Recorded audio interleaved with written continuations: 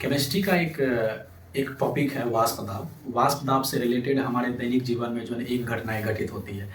आप सभी देखे होंगे कि पेट्रोल को जो है ना बहुत लंबे समय तक खुला नहीं छोड़ा जाता है क्योंकि वे उड़ जाते हैं।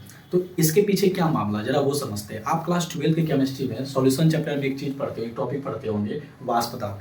वाष्प दाब क्या होती है कि मान के चलो कोई एक द्रव है यानी कि कोई एक लिक्विड है, मान के चलो ये क्या है पानी है, और पानी के नीचे से जब हम हीट प्रोवाइड करते हैं, क्या प्रोवाइड करते हैं, हीट यानी ऊष्मा प्रोवाइड करते हैं, तो होता क्या है ये द्रव जो है ये वाष्प के रूप में क्या हो जाते हैं, उड़ जाते हैं। क्या हो जाते हैं, वाष्प के रूप में उड़ जाते हैं। वाष्प के रूप में ये इसलिए उड़ते हैं क्योंकि जब हम हीट देते हैं तो पानी के जो अंदर मौजूद जो कण रहते हैं ना, कण के बीच जो आकर्षण बल रहता है उसको कमजोर कर देता है, और कमजोर करने के बाद ये पानी के कण जो है फैलने लगते हैं। फैलने के कारण ही जो ये वाष्प के रूप में उड़ने लगता है।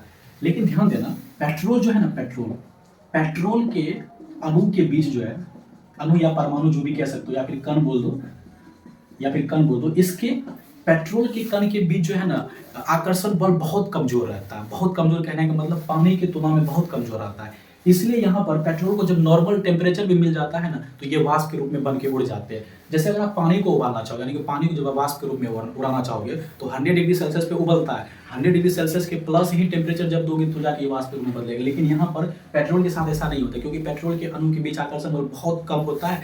कम रहने के कारण इसे अगर नॉर्मल टेम्परेचर भी मिल जाएगा ना, नॉर्मल टेम्परेचर जैसे कमरे के ताप पे भी आप रख दोगे, लंबे समय तक खुला छोड़ दोगे तो ये पेट्रोल जो है वाष्प के रूप में बन के उड़ जाएगा। तो यही थोड़ा बहुत बेसिक कॉन्सेप्ट था पेट्रोल के उड़ने के पीछे।